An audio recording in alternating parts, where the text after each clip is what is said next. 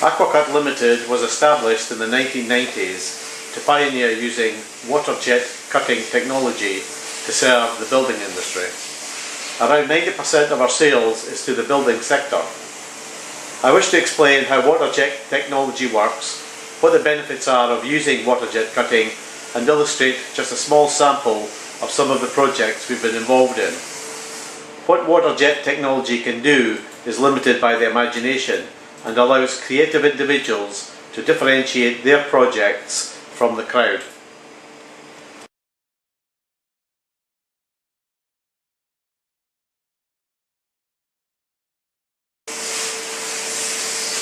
The waterjet cutting process starts with water taken from the main system and it is put through a series of filters to protect the expensive pump. The pump you can see here increases the water pressure from around 50 pounds per square inch to over 60,000 psi.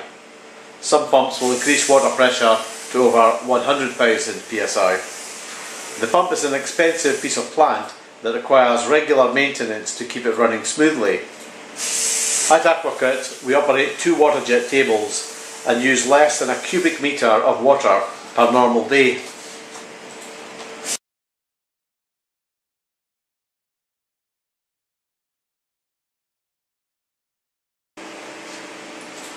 Water travels over high pressure lines to the waterjet cutting table. The parts of the waterjet table are the controller, which is fed CAD programs from the design studio, the gantries along which the head travels from side to side and back and forth, the water tank,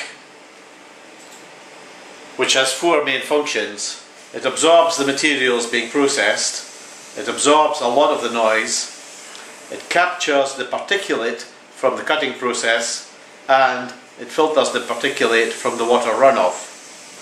The waterjet head assembly, which we will explore in some more detail later.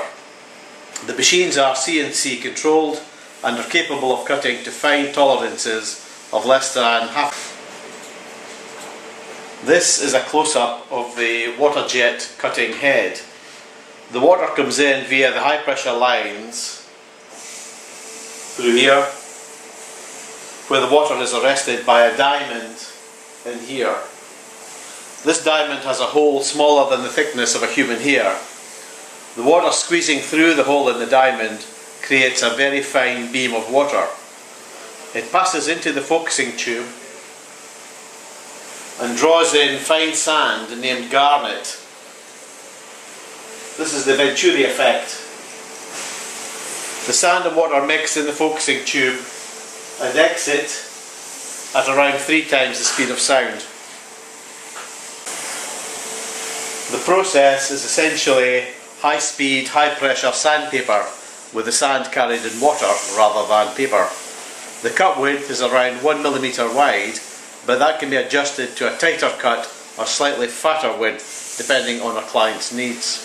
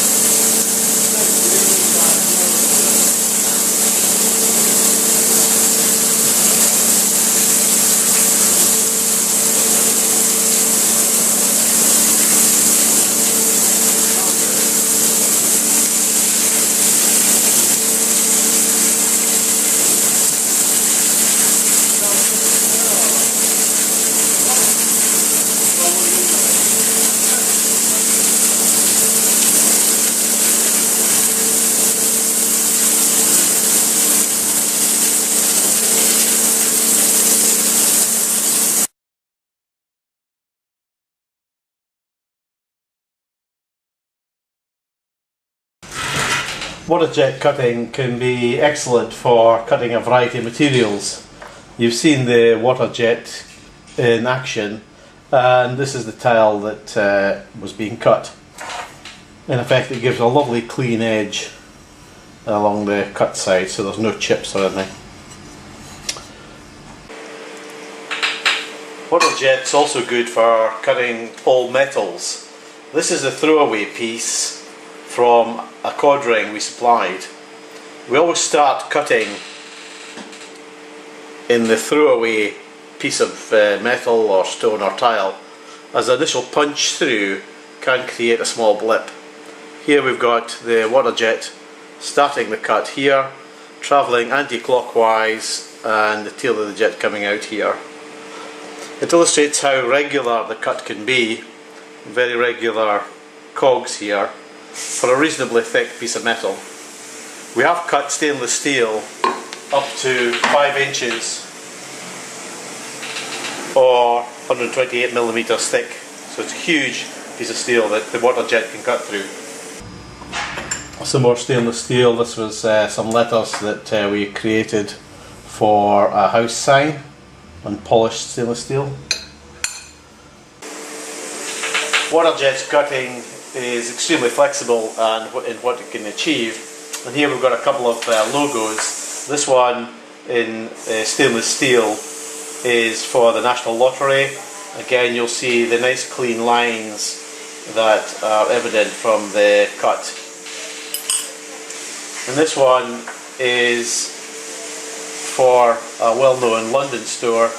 It was a feature that went into a mirror, and it was advertising Courvoisier Imperial Armagnac. You can see the very fine, how thin these letters are. They need to be attached to the main sheet of brass, otherwise they would have fallen into the Waterjet cutting table. But these are removed by the finisher and then polished to give an excellent and stunning finish. One of the harder substances that we cut is black granite, and again, this is the throwaway piece. You'll see here where we've started the cut. The jet's gone round, travelled anti-clockwise, and there's a little bit there where the jet has come out. Laying that into a floor, the flooring contractor would be satisfied that that was a lovely clean cut. However, this piece does show the downside of Waterjet cutting. You'll see along this edge that as the jet goes through the material, the focus and power of the jet starts to distort, and it starts to bend.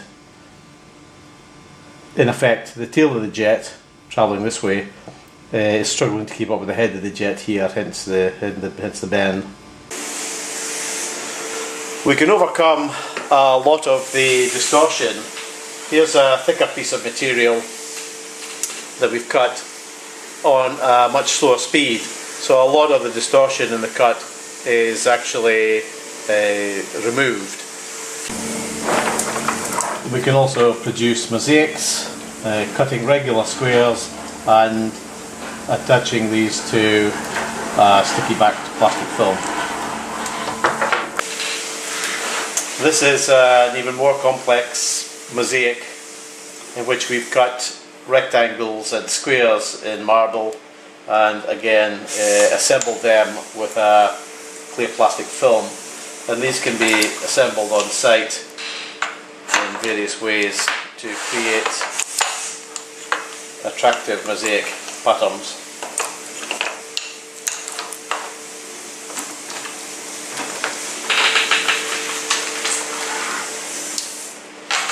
This next mosaic is cut from 3 different colours of marble. You've got the dark grey, light grey and white. Here we've etched the veins in the petal leaves and cut these out, and the different pieces of marble. These have then been assembled, and these can be fitted together like so on site to create some stunningly beautiful walls and features.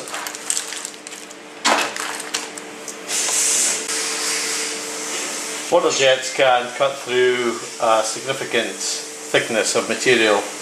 Here we've got a flower which is the offcut from a piece of marble, and that's about 40mm thick. You'll see a photograph in just a moment of the finished vanity unit that came from.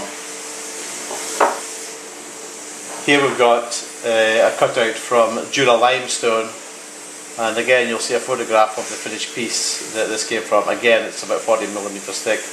Here you can see where the jet cut has started in the offcut piece of material.